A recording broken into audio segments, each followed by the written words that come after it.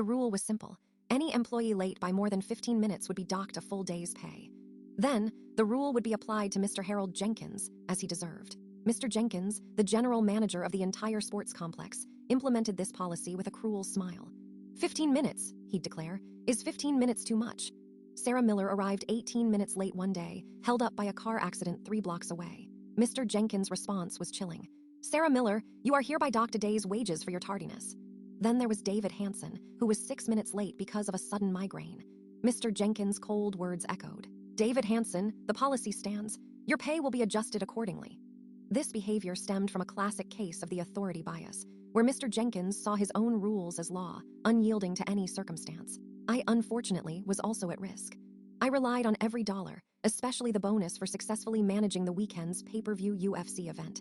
If I was even a second off on my final reports, it could cost me everything. So I prepared meticulously. I arrived 2 hours early, meticulously checking every transaction, every ticket scanned, every amount paid. I set up multiple cameras, ensuring everything was recorded with time and date stamps. The undercard fights began at 5 p.m. I knew the main event report was due to Mr. Jenkins precisely at 11:30 p.m. I had to be perfect. 11 p.m. The final round was in progress. I double-checked everything, sweat beading on my forehead. 11:15 p.m. The last bell rang. I started the final calculations. My heart pounded in my chest. 11:20 p.m. I printed out the final report and placed it in the folder, ready to present. 11:27 p.m. Still no Mr. Jenkins. Where was he? 11:30 p.m. The deadline, still silent. 11:35 p.m. Panic started to set in. Where was he? Did he forget? 11:38 p.m. The door finally opened. Mr. Jenkins sauntered in, adjusting his tie with a sheepish look on his face.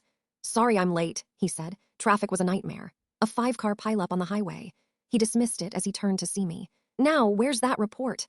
Mr. Jenkins, I began calmly, I believe you're 15 minutes behind schedule. I produced a copy of the employee handbook. Section 3.2, page 14. Any tardiness exceeding 15 minutes will result in a deduction of 1 day's pay. Several of my coworkers, witnessing the scene, had their phones out recording. Just then, the regional manager, Miss Evelyn Reed, walked in. Harold, she said, holding up a phone, I received a complaint. Our security cameras show you leaving the office at 11:10 p.m. You arrived at 11:45 p.m. According to our records and, as per your own policy, you will be docked a full day's pay. This was an example of the reciprocity principle, where the expectation of fairness is applied directly.